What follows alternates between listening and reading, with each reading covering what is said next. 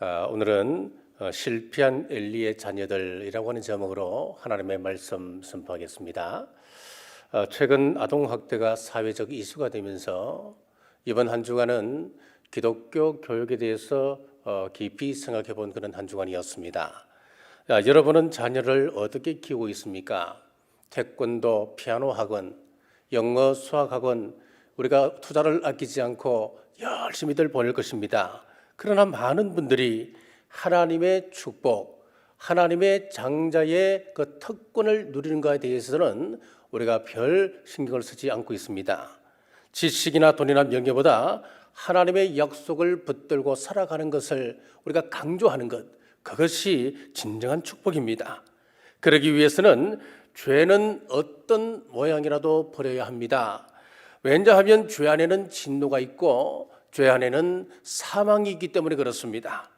여러분, 진노로부터 벗어나기를 원하십니까? 그렇다면 악을 즐기며 사는 삶을 정리하십시오. 죄가 있는 한 우리의 가진 모든 것들은 다 저주로 바뀌고 사망으로 바뀌게 됩니다.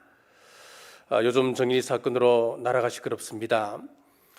정인이를 입양했던 그 양부모 모두 다 목사 가정에서 태어나 기독교 교육을 받았습니다.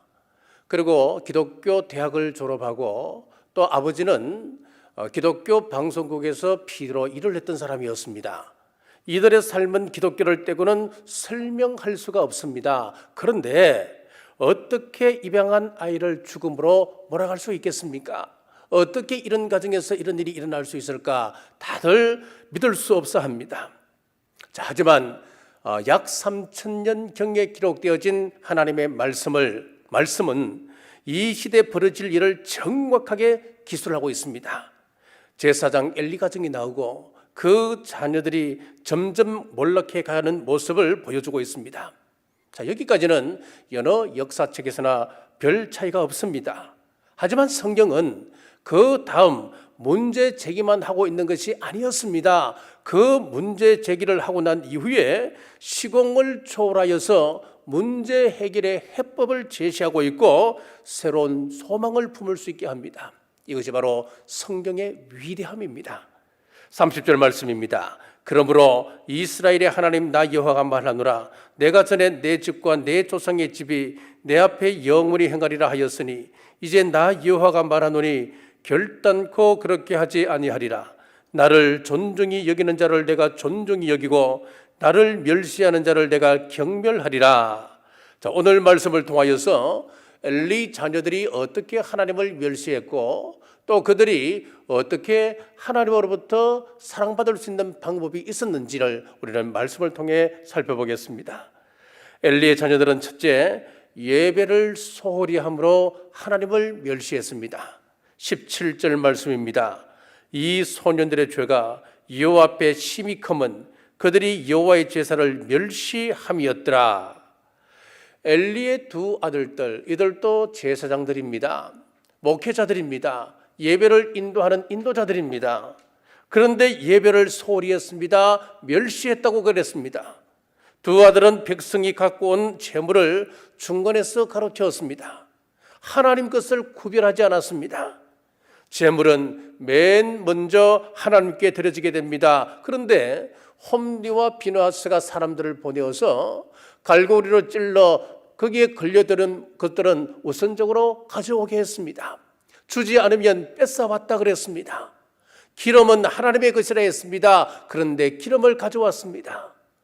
이렇게 하나님 앞에 드려지는 이 제사를 멸시함으로 인해서 그는 진노를 샀습니다.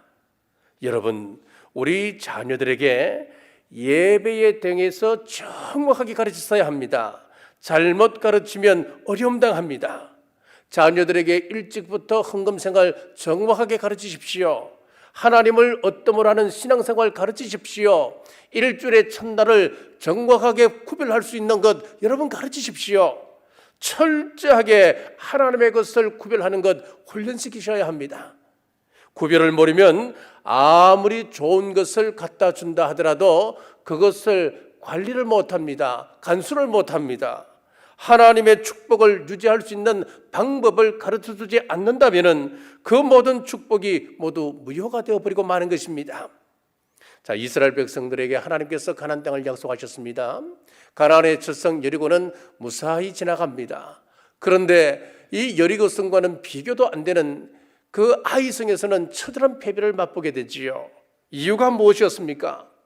가나안의 첫 성 여리고는 첫 것이기 때문에 하나님의 것이라는 겁니다. 거기서 얻어지는 모든 것들은 사람들이 취하지 못하게끔 했습니다. 그런데 아간이라고 하는 한 사람이 신하들 산 외투를 숨겼습니다. 은과 금을 숨겼습니다. 자, 하나님은 그 일 때문에 이스라엘 전체를 패배하게끔 하셨습니다. 하나님께 구별해야 할 것 내 것으로 삼아버리면 내가 구별되어집니다. 내가 제물로 바쳐지게 됩니다. 그래서 아간과 그와 함께했던 모든 가족들은 돌무더기에 쌓이게 되는 겁니다. 죽음을 맞게 되는 것입니다. 그들이 구별시켜 버렸습니다. 우리가 11조 생활하는 것, 한 주간의 첫날을 하나님께 구별해 드리는 것은 결국은 우리를 위한 것입니다. 자녀들 잘 되게 하려면 구별시키는 훈련 철저시켜야 합니다. 자녀들에게 교육하기에 앞서서 지금 나는 하나님 앞에서 예배의 방해 요소를 가지고 있지는 않는지요. 어떤 일이 있어도 우리가 예배 방해자가 되면 안 됩니다. 그것은 하나님께서 가장 싫어하는 일입니다. 기억하십시오. 하나님이 가장 기뻐하시는 것은 예배입니다. 자, 하나님 중심이라고 하는 책에 보면 이런 이야기가 나옵니다. 이집트는 90% 이상이 이슬람을 믿는 이슬람교를 섬기는 그 이슬람 국가입니다. 이런 나라에 소수의 그리스도인이 있다고 하는 거예요. 이집트에서 그리스도인으로 살아간다고 하는 것은 많은 불편, 많은 고난의 길을 각오해야 합니다. 아무리 공부를 많이 해도 출세할 수가 없습니다. 좋은 대학을 나왔다 하더라도 취업을 할 수가 없습니다. 공기업에 입사할 수도 없습니다. 자, 이렇게 큰 부역을 당하면서도 이집트의 그리스도인들은 신앙을 붙들고 살아가는 사람들이 있다고 하는 거예요. 언젠가 정부에서 기독교 지도자들을 불렀습니다. 리더를 불러서 앞으로 너희들에게 신앙의 자유를 줄 터인데 조건이 하나 있다. 목카탐에 살아간다면 신앙의 자유를 줄 수 있다라고 했습니다. 이 목카탐 지역이 어떤 지역이냐면은 이집트의 수도 카이로에서 나오는 모든 그 쓰레기가 모아지는 그런 곳입니다. 그곳에 가서 쓰레기를 분리수거하며 거기서 너희들끼리 살아간다면 그곳에서 신앙 예배 드리는 것 그것 허용할 수 있다고 그렇게 이야기했습니다. 그랬더니 그 지도자들이 조금의 망설임도 없이 그렇게 하겠다라고 이야기했습니다. 그리고 수십 년, 수백 년 세월이 흘러서 지금 그 후손들이 그곳에서 자리를 잡고 그곳에서 쓰레기 분리를 하며 그들은 살아가고 있는데 신앙을 여전히 지켜가고 있다고 하는 것입니다. 거기에 들어가면 십자가가 여러 개 눈에 보이고 주일이 되면 그들은 깨끗하게 목욕을 하고 깨끗한 옷을 입고 약 한 2만 명이 모이는 동굴 교회에서 그들은 예배를 드린다고 합니다. 우리는 어떻습니까? 지금 코로나로 인하여서 모임에 제약이 있지만은 이 문제가 해결된다면 여러분들은 예배를 위하여 나의 가장 소중한 것 버리고 이 예배에 선택할 수 있을런지요? 예배는 사람에게 보이거나 자신의 목적을 이루기 위해서 하는 것이 아닙니다. 하나님께 경배를 드리는 것입니다. 하나님을 경외한다고 하면서 우리가 예배를 소홀히 여긴다면 그것은 모순이 아닐 수 없습니다. 그러므로 예배에 성실한 우리 모두 되시길 주님의 이름으로 축복합니다. 둘째, 말씀을 무시했습니다. 사무엘상 3장 1절 말씀입니다. 아이 사무엘이 엘리 앞에서 여호와를 섬길 때에는 여호와의 말씀이 희귀하여 이상이 흔히 보이지 않았더라. 말씀이 희귀하다라고 하는 것은 하나님의 말씀이 들려지지 않았다는 이야기입니다. 왜 이렇게 되었겠습니까? 이스라엘 백성들, 특히 제사장과 그의 아들들이 말씀을 무시했기 때문에 그렇습니다. 듣지 않고 순종하지 않았기 때문에 이런 결과가 빚어졌습니다. 말씀을 잘 듣고 순종하는 것, 그것이 하나님을 경외하는 것입니다. 그런데 안타깝게도 엘리와 두 아들들은 말씀을 귀하게 여기지 않았습니다. 그러니 엉뚱한 짓 하는 것 당연한 것입니다. 우리 인간의 본성이 악한데 그 본성을 무시한 채 탑을 쌓는다고 한들 무슨 소용이 있겠습니까? 우리가 살아가는 오늘의 세상을 영적 사상적으로 한마디로 표현하라면 포스트 모더니즘 시대라 할 수 있습니다. 이 포스트 모더니즘이라고 하는 용어가 1980년대에 처음 나왔습니다. 이 용어가 처음 나왔을 때에 제가 한 학기 포스트 모더니즘이라고 하는 주제로 이 강의를 들었습니다. 그때 이 강의를 들으면서 설마 그런 세상이 오려고, 설마 이 유교 사회에서 이 유교가 다 무너지고 포스트 모더니즘 사회가 되려고 그렇게 반신반의했습니다만은 지금 돌아가는 이 사회를 보니까 그 학문의 예측이 정확한 겁니다. 포스트 모더니즘이라고 하는 것은 절대 진리, 절대 가치를 없습니다. 무시합니다. 모든 권위를 부정합니다. 그러다 보니까 성경의 권위도 없습니다. 예수 그리스도의 유일성도 부정합니다. 기독교를 다른 종교와 같은 종교로 취급해버립니다. 지금 이 시대를 보십시오. 교회를 우습게 생각합니다. 십자가를 멸시합니다. 성경을 비과학이라 말합니다. 하나님의 존재 자체를 아예 무시해버립니다. 부정해버립니다. 그러니 말씀이 사라지는 시대가 되고 만 것입니다. 오늘 본문의 시대가 이런 시대였습니다. 하나님의 말씀이 사라진 시대였습니다. 말씀이 없으면 어떻게 행합니까? 잠언 29장 18절 말씀에 보면 묵시가 없으면 백성이 방자히 행하거니와, 자기 멋대로 생각하고 자기 멋대로 판단하고 자기 멋대로 말하는 시대, 삶의 기준이 없어서 방자히 행하는 시대가 되어져 버리고 마는 것입니다. 백성뿐만 아니었습니다. 사무엘상 3장 2절 말씀에 보시면은 엘리의 눈이 점점 어두워가서 잘 보지 못하는 그때에 그가 자기 처소에 누웠고, 엘리 제사장의 눈이 어두웠다 그랬습니다. 육신의 눈이 어두운 것은 말할 것도 없고 그의 영의 눈도 함께 어두워져 갔다고 하는 것입니다. 엘리 제사장의 가정은 하나님의 영광과 임재의 상징인 법궤 곁에서 누워 자고 일찍 일어났습니다만은 그의 삶을 보면 하나님의 영광과는 거리가 멀었습니다. 하나님의 말씀을 무시하고 제 멋대로 살아가다가 홈리와 비느하스가 전쟁터에서 한날 한시에 죽어가고, 그 소식을 들었던 엘리 제사장은 놀라서 의자에 떨어져 목이 부러져 죽었습니다. 하나님의 사랑을 받고 백성의 존경을 한 몸에 받았던 이 엘리 제사장, 거슬러 올라가면 아론 제사장의 그 가문이 몰락하고 말았습니다.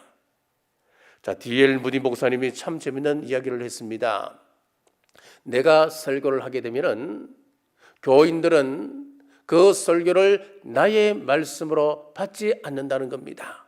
교인들이 그렇게 이야기한다는 거예요. 이야, 참 재미있다. 저 설교는 내 뒤에 있는 아무개 집사가 들었으면 좋겠네. 그리고는 뒤에 있는 집사님에게 그 말씀을 던져버린다는 겁니다. 야, 이 말씀 참 좋은 말씀이래. 내 아내가 듣고 내 남편이 듣고 내 어머니가 들으면 좋겠네. 옆으로 휙 던져버린답니다. 그렇게 예배가 끝나고 나면 하나님의 말씀은 온데간데 없고 저 멀리 떨어져 있다고 하는 것입니다. 얼마나 안타깝습니까? 자, 사무엘상 3장 19절에 보면 참 귀한 말씀이 나옵니다.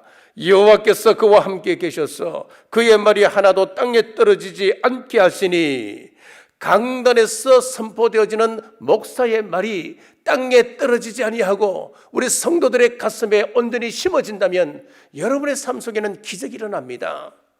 이 시대 한국 교회 강단의 말씀이 교회를 비판하는 사람들의 발에 밟히지 아니하고 땅에 떨어지지 않는다면 이 시대가 바뀌지 않겠습니까? 이 역사가 새로워지지 않겠습니까? 30절 말씀을 보십시오. 나를 존중히 여기는 자를 내가 존중히 여기고 나를 멸시하는 자를 내가 멸시하리라. 하나님을 존중히 여긴다고 하는 것은 하나님의 말씀을 소중히 여긴다는 말이에요. 나에게 뿌려진 말씀을 새들이 와서 쫓아 먹지 아니하도록 관리하십시오. 내가 받은 말씀이 내 마음밭에 뿌려지게 되면 말씀에 인도함 받는 복된 사람이 되는 것입니다. 우리 예수님께서 말씀하셨습니다. 요한복음 14장 21절에 나의 계명을 지키는 자라야 나를 사랑하는 자니 나를 사랑하는 자는 내 아버지께 사랑을 받을 것이요, 하나님의 사랑을 받길 원한다면 하나님 주신 그 말씀을 지켜라, 그렇게 말씀했습니다. 하나님, 오늘 여러분들에게 들려진 이 하나님의 말씀을 나의 말씀으로 바꿔 순종함으로 지킬 때에 나를 바꾸고 우리 가정을 바꾸고 우리 공동체, 나아가 이 민족을 바꾸는 능력의 말씀 되시길 주의 이름으로 축복합니다. 셋째, 하나님을 멸시했습니다. 22절 말씀입니다. 엘리가 매우 늙었더니 그의 아들들이 온 이스라엘에게 행한 모든 일과 회막문에서 수종드는 여인들과 동침하였음을 듣고, 끔찍한 일이지요. 하나님 앞에 예배드리는 성소에서 이런 엄청난 사건이 벌어진 겁니다. 그때 아버지 엘리를 보십시오. 22절에서 23절까지를 보시면은 권면은 합니다. 부드럽게 타이릅니다. 그런데 그 다음 징계가 없었습니다. 하나님을 존중한다면 그럴 수 없습니다. 결국 하나님보다 자식을 사랑했기 때문에 그 가문은 멸망하고 마는 것입니다. 시편 127편 4절에서 5절에 보시면은 젊은 자의 자식은 장사의 수종의 화살 같으니 이것이 그의 화살통에 가득한 자는 복되도다. 자, 분명 자녀는 하나님의 축복입니다. 그래서 얼마나 큰 축복이기에 자녀를 향하여 너의 기업이다, 그렇게 말씀했겠습니까? 축복입니다. 하지만 목표를 맞추지 못하는 화살, 9번 화살이라고 한다면 그것은 축복이라기보다는 저주에 가깝게 됩니다. 아무리 멀리 높이 멋있게 난다 하더라도 목표를 향하여 나아가지 않는다면, 하나님의 뜻대로 자라지 않는 자녀라면 그것은 이웃과 사회에 해로운 존재가 되고 하나님 나라에 무익한 존재가 되고 마는 것입니다. 화살은 활 시위를 떠나면 다시 돌이킬 수 없습니다. 마찬가지로 우리 자녀들이 내 품에서 떠나게 되면 그때는 돌이키려고 해도 활 시위를 떠난 화살과 같이 돌이킬 수가 없습니다. 때는 늦게 됩니다. 영국의 시인이자 비평가인 콜리지에게 어떤 사람이 찾아왔습니다. 찾아와서 이런 이야기를 합니다. 저는 아이들이 자유롭게 생각하고 행동할 수 있도록 자유롭게 놔둬야 한다고 생각합니다. 왜 그러냐면 그래야 일찍부터 자기 스스로 결단하는 방법을 배우고 또 잠재력을 극대화할 수 있으리라 저는 믿습니다. 자, 이 말을 들었던 콜리지가 그 사람을 데리고 우리 밭에 꽃 구경을 하러 나가지요. 그리고 정원으로 데리고 갔습니다. 정원에 나가 보니까 꽃은 하나도 없고 잡초만 무성한 겁니다. 그러니까 그 사람이 하는 이야기가, 아니 분명히 꽃을 보러 가자고 말씀하셨는데 왜 이 정원에는 꽃은 없고 잡초만 무성합니까? 그때 콜리지가 이런 이야기를 합니다. 예, 여기가 예전에는 꽃으로 무성한 화단이었습니다. 그런데 작년에 8년 동안 제가 가만히 두었습니다. 왜? 자기들 스스로 한번 자라보라고, 멋대로 한번 자라보라고 놔두었더니만 꽃은 사라지고 잡초만 무성한 정원이 되고 말았습니다. 교육에는 두 가지 길이 있습니다. 세상 교육과 기독교 교회 교육이 있습니다. 성경 교육이 있습니다. 세상 교육은 자연주의 교육입니다. 그래서 루소와 페스탈로치, 존 듀이 이런 사람들이 대표적 학자입니다. 이런 사람들은 전부 다 성선설에 근거하고 있기 때문에 자율과 자주 그리고 민주주의식 교육을 그들은 강조를 했습니다. 이 시대 정교조가 그 교육의 열매라 할 수 있습니다. 대표적인 결과물로 나온 것이 서울시 교육인권조례입니다. 학생들은 학교에서 임신에 자유롭다. 그리고 성지향의 자유성을 가지고 있다. 즉 말하자면 동성애를 허용해버렸습니다. 모든 체벌은 안 된다 그랬습니다. 그 결과 어떻게 되었습니까? 아이들이 방임하게 되었습니다. 제가 몇 주 전에 문화고등학교 교장 선생님을 만났습니다. 만났더니 이런 말씀을 하시는 거예요. 며칠 전에 60세 가까이 되신 선생님께서 명퇴를 하셨다는 거예요. 왜 그러냐 하니까 이분이 체육 선생님이신데 한 교실에 수업을 들어갔더니만 아이가 엉덩이를 끝에 그냥 살짝 거치고 의자에 반쯤 누워서 딱 있더라는 거예요. 그래서 그 아이 보고 야야 똑바로 앉아라. 그랬더니 왜요? 그러더래요. 야 너는 너희 어머니 아버지 앞에서도 이러냐? 저는 원래 그러는데요. 그러니까 이 체육 선생님이 때릴 수도 없고 체벌할 수도 없고 그래서 이 사람이 도에 와서는 명퇴를 신청하셨다는 거예요. 여러분 자유주의 그리고 자연주의 이 사상이 어떤 결과를 빚느냐 하니까 바로 이 아이들의 결과가 이런 결과가 나타난다는 거예요. 방임이라고 하는 거예요. 학교의 교권이 사라진다고 하는 거예요. 그래서 한숨을 쉬시면서 이제 우리 선생님들 다 이제 좋은 시절이 지나갔습니다. 교권이 무너졌습니다. 아이들이 이런 행동을 해도 제재할 수 있는 방법이 없습니다. 라고 한탄을 하셨어요. 그러나 성경을 보십시오. 잠언 29장 15절에 보시면은 채찍과 꾸지람이 지혜를 주거늘 임의로 행하게 버려둔 자식은 어미를 욕되게 하느니라. 채찍과 꾸지람이 지혜를 준다 그랬습니다. 세상 교육과는 정반대인 겁니다. 때문에 오늘날 부모들은 우리 자녀들을 방임하시면 안 됩니다. 잘할 때는 칭찬해야 됩니다. 잘못할 때는 꾸짖고 채찍질을 할 수 있어야 그 자녀가 지혜를 얻고 마음의 어리석음이 떠나가게 된다 그렇게 성경은 말씀합니다. 잠언 23장 13절에서 16절입니다. 아이를 훈계하지 아니하려고 하지 말라. 채찍으로 그를 때릴지라도 죽지 아니하리라. 내가 그를 채찍으로 때리면 그 영혼을 소울에서 구원하리라. 내 아들아 만일 내 마음이 지혜로우면 나 곧 내 마음이 즐겁겠고 만일 내 입술이 정직을 말하면 내 속이 유쾌하리라. 채찍으로 때리면 그 영혼을 구원할 수 있다 그랬습니다. 우리 하나님도 마찬가지입니다. 우리 사람들이 죄를 지으면 그냥 넘어가는 법이 없으십니다. 처절하리만큼 징계하십니까? 징계하십니다. 그리고 징계 후에는 회복의 길을 말씀하시는 겁니다. 호세아 선지자를 통하여서 우상 숭배로 인해서 하나님의 징계를 받아 갈기갈기 찢겨진 백성들에게 회복기를 말씀하십니다. 호세아 6장 1절입니다. 오라 우리가 여호와께로 돌아가자. 여호와께서 우리를 찢어서셨으나 도로 낫게 하실 것이요 우리를 치셨으나 사며 주실 것입니다. 백성들이 묻습니다. 우리가 회복되려면 어떤 일을 해야 됩니까? 그랬더니 호세아 6장 3절입니다. 그러므로 우리가 여호와를 알자 힘써 여호와를 알자 그랬습니다. 이 나라가 살고 이 시대가 살고 우리 가정이 살고 공동체가 사는 길이 있다. 네가 사는 길이 있다. 힘써 여호와를 아는 것이다 라고 말씀하셨습니다. 하나님을 아는 만큼 우리의 기도와 우리의 삶이 풍성해집니다. 모든 것이 흔들리고 무너지는 이 시대 하나님을 붙잡고 알아야 우리는 넘어지지 않습니다. 성경으로 돌아가야 합니다. 자, 그러면은 연약한 우리가 넘어지지 않으려면 어떻게 해야 합니까? 사무엘을 통하여 지혜를 얻습니다. 11절 말씀입니다.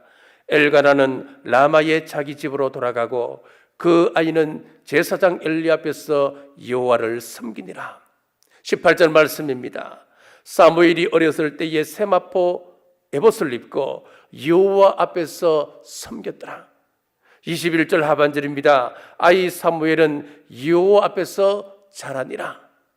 사무엘이 하나님과 사람 앞에서 은총을 받았던 이유가 무엇이었습니까? 여호와를 존중하며 그를 섬기며 그 앞에서 자랐기 때문이었습니다. 자, 교육하면 유대인들의 자녀교인 쉐마 교육을 우리가 떠올리게 됩니다. 자, 이 쉐마 교육의 핵심이 무엇이냐 하면 신명기 6장 5절의 말씀입니다. 너는 마음을 다하고 뜻을 다하고 힘을 다하여 내 하나님 여호와를 사랑하라.